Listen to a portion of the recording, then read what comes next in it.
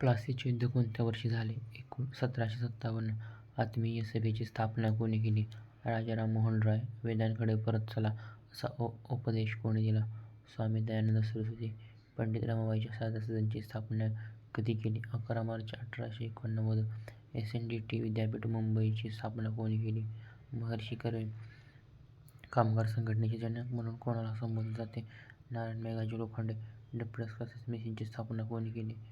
विठ्ठलरामजी शिंदे. विटाळ विध्वंस हे पुस्तक कोणाचे आहे? गोपाळबाबा वलंगकर.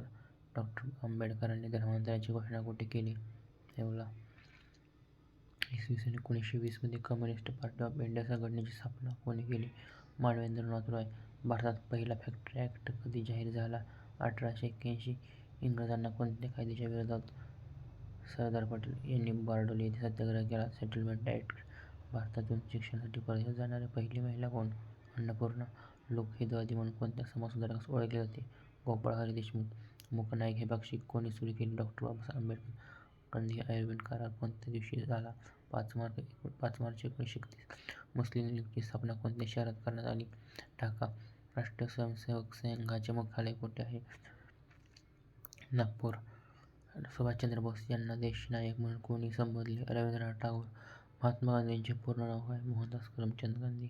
धन्यवाद.